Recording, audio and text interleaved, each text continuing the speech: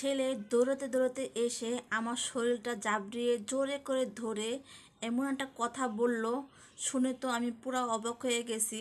মানে আমি কি আমার চোখ দিয়ে পানি বের হয়ে গেছে, এতটা মানে লাগছে আর কি।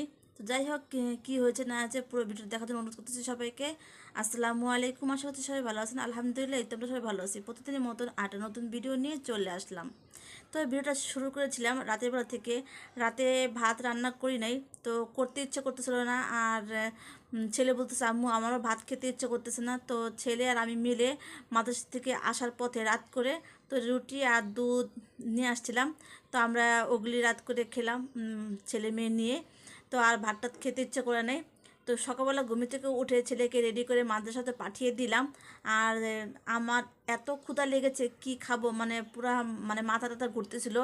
তো ফ্রিজে অল্প করা ভাত ছিল, আর আমি সাথে একটু মসুরি ডাল দিয়ে একটু পাতলা করে ধনিয়া পাতা দিয়ে খুব সুন্দর করে জিরা দিয়ে একটু বাগার দিয়ে নিলাম। তো খুবই ভালো লাগছিলো, মানে এত সুন্দর একটা ফ্লেভার আসছে, মানে খুবই সুন্দর একটা ফ্লেভার আসছিলো। তো যাই হোক, আমার প্রচুর ক্ষুধা লাগছে, আর কেউ নেই বাসায়, আমি একাকে খাবো। অল্প করে রান্না করলাম, দেখি যদি ছেলে এসে যদি একটু খায় তাহলে খাবে। আর আমি একটু তাড়াহুড়া করতেছিলাম, একটু বাইরেও যাওয়া লাগবে। আর গরম গরম একটু খিচুড়ি খেয়ে নিই, তারপরে অন্য কোনো কথা। আগে পেট ঠিক, তারপরে দুনিয়া ঠিক, হেঁটে এসে। যাই হোক, এখন খেতে বসে গেলাম। আর একা একা খাচ্ছি। খারাপ লাগতেছে, বাচ্চারা ছিল না। তো আমার মেয়ের আগে গিয়েছে বেড়াতে ওদের ফুপির বাসায়। তো ছেলে তো মাদ্রাসায় আছে। আর নাস্তাটা করার শেষ, আমি চুলায় একটু চা বসিয়ে দিয়েছিলাম। এই তো তো চা পাতি ছিল না, হঠাৎ করে এমন নেশা ধরছে, কি আর করব। তো টি ব্যাগ দিয়ে একটু চা বানিয়ে নিলাম। আর চাটা খুবই মজা লাগলো খেতে, জানলার সামনে বসে বসে খেলাম। যাই হোক, খাওয়া দাওয়া শেষ করে এখন একটু থালা বাসনগুলো ধুয়ে নিতেছি। তো হঠাৎ করে দেখি কলে পানি চলে গেছে, এখনই চলে আসবে পানি। তারপরে আমি এই তো অল্প করে প্লেট বের হয়েছিল, যে নাস্তা করলাম অল্প করে বের হলো, সেগুলো একটু ধুয়ে পরিষ্কার করে টুকটাক কাজকর্ম করে তারপর আমি একটু যাব মাদ্রাসায় আমার ছেলেকে আনতে। তো আজকে ছেলের পরীক্ষা, শেষ পরীক্ষা, আজকে রেজাল্ট দিয়ে দিবে। এই জন্য একটু তাড়াতাড়ি করতেছিলাম, যে যাতে ওকে নিয়ে আসতে পারি আর রেজাল্টটাও দেখে আসতে পারি, এই জন্য। তো আর ছেলেও বলছিল যে আম্মু আমি যদি পাশ করি আমাকে তুমি কিন্তু পোলা মাংস খাওয়াবা। তাই আমি বলছি আচ্ছা ঠিক আছে, ভালো রেজাল্ট করলে খাওয়াবো। তো যাই হোক, কাজকর্ম শেষ করে এই তো ছেলের মাদ্রাসার দিকে চলে আসলাম। তো একটু পরে ছুটি হয়ে যাবে, কিছুক্ষণ সময় একটু দাঁড়িয়েছিলাম। ওদের একটু পরে ছুটি হয়ে যাবে। তো অনেক গার্জিয়ানরাও এখানে আসে, তাদের সাথে একটু কথাবার্তা বললাম, যেহেতু আজকে শেষ দিন, আজকে ছুটি দিয়ে দিবে, যে যার মতন গ্রামে বেড়াতে যাবে। তো যাই হোক, কিছুটা সময় দাঁড়িয়ে থেকে তো বাচ্চারা বের হয়ে গেল। পরীক্ষা শেষ আর রেজাল্টও দিয়ে দিছি সাথে সাথে। তো ছেলে তো রেজাল্ট পেয়ে আমাকে মানে দৌড়ে এসে কোমরটা এমনভাবে ধরেছে, বলল আমি আম্মু আমি পাস করেছি, তুমি কি আমার জন্য পোলাও মাংস রান্না করবে না? আমি বলছি আগে বাসায় চলো, তারপর তোমাকে দেখাবো। তো বাচ্চারা এরকম একটা সুখবর শুনে তো মানে আমার খুবই আনন্দ লাগছে। প্রথমত তো আমার চোখ দিয়ে পানি পড়ে গেছিলো। বাচ্চাদের কাছ থেকে এরকম আনন্দের কথাগুলি শুনলে আসলে মা বাবার কাছে একটু ভালোই লাগে। হ্যাঁ, এত কষ্ট করে বাচ্চাদেরকে পড়াইতেছে শুধু এরকম একটা দিনের আসার জন্য, ভালো একটা রেজাল্ট করবে, ভালো মতো পড়াশোনা করবে, এটার জন্যই। তো আমি দেখেন রুমে ঢুকে পড়লাম, আর ঢুকে দেখতেছি আমি কিন্তু মাদ্রাসা যাওয়ার আগে এগুলি কিনে রেখে গেছিলাম বাসায়, আর বের করি না, শুধু মাংসটা বের করে থুয়ে গেছিলাম এরকম বেসিনের পার। তার ছেলেকে বললাম দেখে যাও তোমার জন্য কি আনছি। তো ছেলে বললো আম্মু কি? আমি কি, তুমি আগে জামা কাপড় খোলো, তারপর তুমি আসো, এসে দেখে যাও। যাই হোক, ছেলে তো এগুলি দেখলো, দাঁড়িয়ে থাকতেছে, এখানে দাঁড়িয়ে আছে, বলতেছে ওয়াও, মাশাল্লাহ, আম্মু তাড়াতাড়ি রান্না করো, আমার তো ক্ষুধা লেগে গেছে। তাই আমি বললাম বাবা একটু খিচুড়ি রান্না করেছিলাম, তো একটু গরম করে দিই, তুমি অল্প একটু খাও, খেয়ে দিয়ে একটু রেস্টটা নাও, তারপরে আমার সময় লাগবে না। আর এখন কিন্তু অনেকটা দেরি হয়ে গেছে, জানেন, অনেকটা দেরি হয়ে গেছে, প্রায় বাজে 1:30। 1:30টার সময় আসলাম ছেলের মাদ্রাসা থেকে। আর তাড়াহুড়া করতেছি, যেহেতু ছেলে একটু খেতে চাইছে, ওর জন্য একটু রান্না করে দিব। এত কষ্ট করে এই বছরটা পাস করে বের হলো, খুবই কষ্ট করছে। আর মাশাল্লাহ আমার ছেলে কিন্তু এবার হেফজতে উঠে গেছে। সবাই আমার ছেলের জন্য দোয়া করবেন।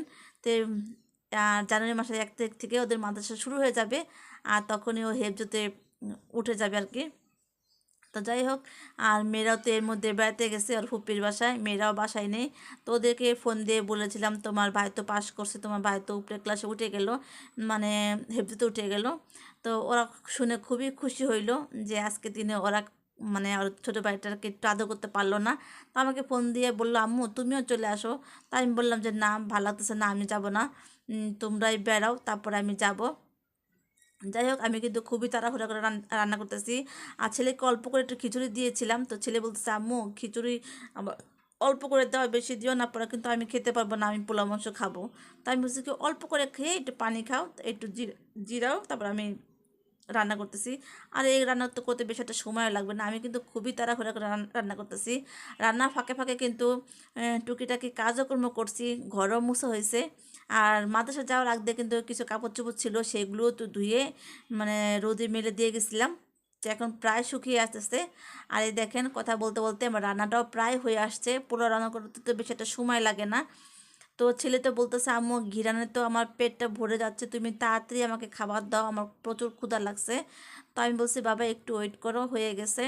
তো এই তো ছেলের মানে আনন্দের কথা শুনে নিজের কাছে ভালো লাগলো। আর এই তো ওদের একটু পছন্দের যে পোলা মাংস রান্না করতে মানে চেয়েছিলাম যে রান্না করে দিব, তো সেটাও করে দিলাম, বাচ্চারা তো অনেক খুশি। তো আমি একটু আলুটা পছন্দ করি বেশি। ছেলেকে জিজ্ঞেস করলাম আব্বু আলু দিব না কেমনি বোনা বোনা রান্না করব, তো ছেলে বললো আম্মু আলু দাও, নতুন আলু আছে না। আর আমাদের কাছে নতুন আলু খেতে অনেক ভালো লাগে, এই শীতকালে তো মানে প্রচুর ভালো লাগে আলু খেতে, এরকম মানে নতুন আলু। যাই হোক, আমি অনেকগুলো আলু একটু বড় বড় সাইজ করে কেটে দিছিলাম।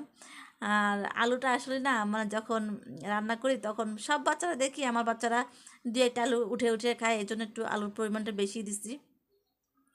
আর কষানো ভালো করে হয়ে গেছে, এখন আমি একটু ঝোলের পানি দিয়ে দিলাম। তারপরে ছেলেকে একটু গোসল করাবো, তো একটু চুলায় গরম পানিও দিব। তো রান্নাটা কেমন হয়েছে, আজকে রান্না বান্নাগুলি অবশ্যই জানাবেন। আর আমার ছেলের জন্য সবাই দোয়া করবেন, যাতে মাদ্রাসা যেহেতু পড়াতেছি যাতে মানুষের মতন মানুষ হয়, আমাদের মনের আশা যাতে পূর্ণ করতে পারে, একজন হাফেজ হতে পারে, এই মানে এই আশাই করি, সবাই দোয়া করবেন। তো যাই হোক, ছেলেকে গোসল করে দিছি, ছেলেও বসে আছে খাবারের জন্য। আর রান্নাবান্না শেষ, ছেলেও ছেলেকে দেবো, আমিও একটু খাবো সাথে। তো ছেলেকে দিতে দিলাম, ছেলে তো অনেক খুশি। তো আমাকে বলতেছে জাম্মু আমি, তুমি কি খুশি হয়েছো আমার রেজাল্টটা শুনে, আমি পাশ করেছি? আমি বলছি হ্যাঁ, অনেক খুশি হয়েছি, সামনে তো আবার তোমার ক্লাস শুরু হয়ে যাবে, তখন তো আর বাসায় থাকবে না, মাদ্রাসায় থাকা লাগবে।